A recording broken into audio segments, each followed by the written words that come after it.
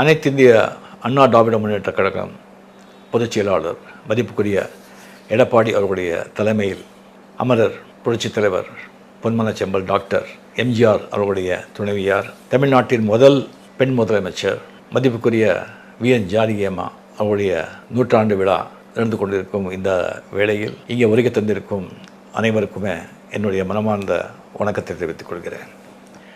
இந்த விழாவுக்கு அழைப்பதில் கடம்பூர் ராஜு அவர்கள் என் வீட்டில் கொடுத்துருந்தாங்க. நான் வீடியோ மூலமாக அவங்க வீட்டை நான் பேசிகிட்டு இருக்கேன்.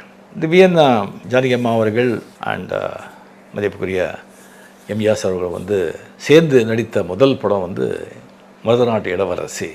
ஐ திங்க் 1940s எண்டில் அந்த படம் திசைங்களில் வந்தது. அந்த டயத்தில் விஎன் ஜானகி அம்மா அவர்கள் மிகப்பெரிய நட்சத்திரம், முன்னணி நட்சத்திரம். எம்ஜிஆர் அவர்கள் அது 2வது படம் 3வது படம் அப்போ தான் ஒரு ஹீரோவா திசைங்க வர்றாரு.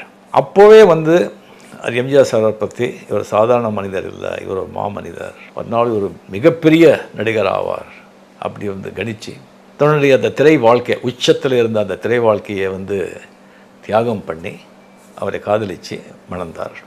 கடைசி வரைக்கும் அவரை அவ்வளோ சந்தோஷமாக பாதுகாப்பாக அவரை பார்த்துக்கிட்டாங்க. எல்லாருக்கும் தெரியும், இந்த ராமாபுரம் தோட்டம் எம்ஜிஆர் சார் ஒரு வீட்டில் சாப்பாடு எந்த டைமில் போனால் கூட சாப்பாடு கிடைக்கும். ஒரு நாளைக்கு 200 பேர் 300 பேர் சர்வசாதாரணமாக சாப்பிடுவாங்க. அப்படி சும்மா ஏதோ சாம்பார் சாதம் தயிர் சாதம் போட்டு அந்த மாதிரி கிடையாது. நல்ல ஒரு கல்யாண சாப்பாடு மாதிரி வெஜிடேரியன் நான் வெஜிடேரியன் எல்லாமே எப்போவுமே போனாலும் சாப்பாடு திஸ்டிங் இருக்கும். அது விஎன் ஜானகி அம்மா அவருடைய மேற்பார்வையில் தான் நடக்கும். காய்கறி வாங்குறதுலேருந்து சமைக்கிறதுலேருந்து பரிமாறலேருந்து எல்லாமே அது எம்ஜிஆர் சாரே அவர் சொல்லியிருப்பார் ஒரு இடத்துல.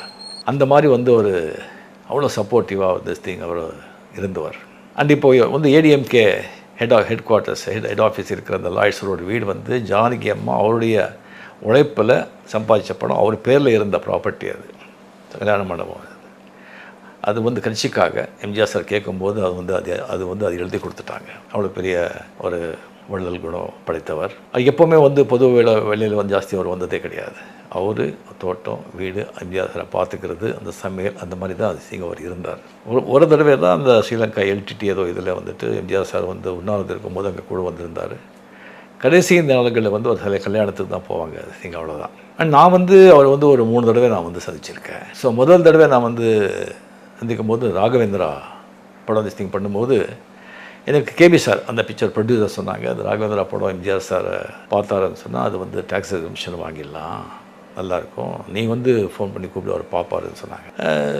சரி சார் அப்படின்னு சொல்லி நான் ஃபோன் பண்ணேன். உடனே சரிப்பா நான் ரொம்ப சந்தோஷம் பண்ணது, நான் சொல்கிறேன் அப்படின்னு நெக்ஸ்ட் டேயே நான் படம் பார்க்குறேன்னு சொன்னாங்க.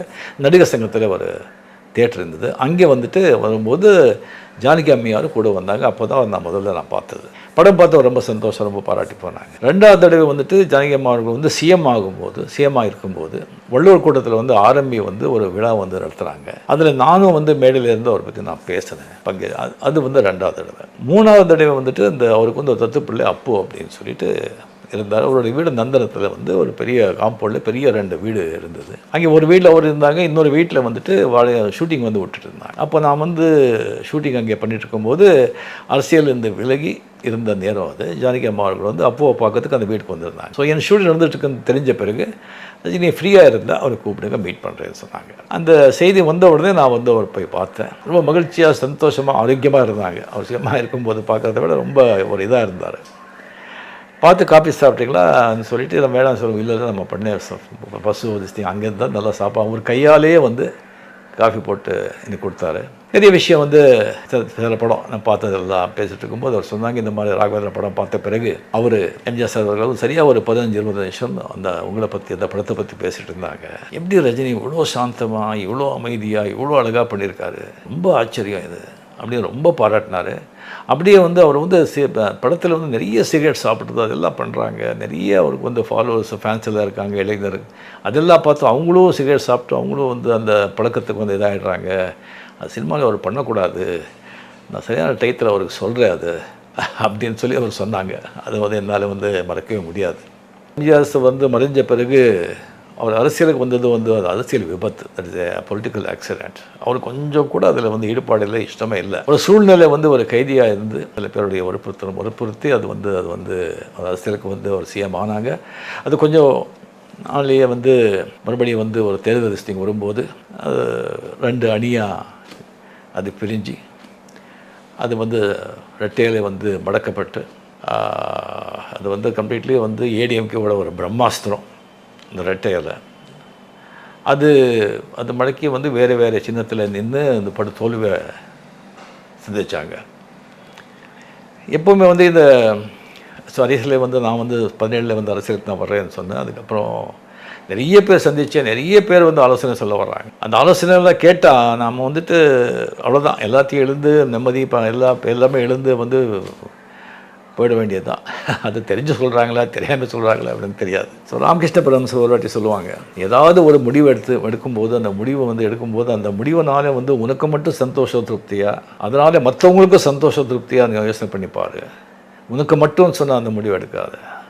அந்த முடிவாலே உனக்கு மட்டும் இல்லை மற்றவங்களுக்கும் சந்தோஷம், அது திருப்தி அப்படின்னு சொல்லியாச்சா அந்த முடிவு எடு அப்படின்னு சொல்லுவாங்க. அந்த மாதிரி ஜானகி அம்மா அவர்கள் வந்து கம்ப்ளீட்லி வந்து யாருடைய ஆலோசனையை கேட்காம அப்படி உட்காந்து ஒன் டே அவரே முடிவெடுத்து ஜெயலலிதா அம்மையை அவரை கூப்பிட்டு, இந்த பாருமா, இந்த அரசியல் எனக்கு சரிப்பட்டு வராது, அதுக்கு நீங்கள் தான் கரெக்ட், நீங்கள் இந்த திறமை இருக்குது, அந்த தைரியம் இருக்குது, அந்த பக்குவம் இருக்குது, அந்த ஒரு தான் அதை வந்து அவர் வந்து ஸ்தாபித்த அந்த பெரிய அந்த கழகத்தை வந்து முன்னு கொண்டு வர்றதுக்கு, அதை வந்து இன்னும் பெருசாகிறதுக்கு உங்களால் தான் முடியும், என்னால் அது முடியாது, எங்கே சைன் பண்ண சொல்லு, நான் சைன் பண்ணுறேன்னு சொல்லிவிட்டு ஃபுல்லாக சைன் பண்ணி ரெட்டையிலே வந்து வெளியே இது பண்ணி அது கம்ப்ளீட்டாக ஜெயலலிதா அம்மாக்கிட்ட அதை ஒப்படைச்சு அரசியல் வந்து ஒதுங்கிட்டார். அது எவ்வளோ பெரிய ஒரு குணம், ஒரு இது.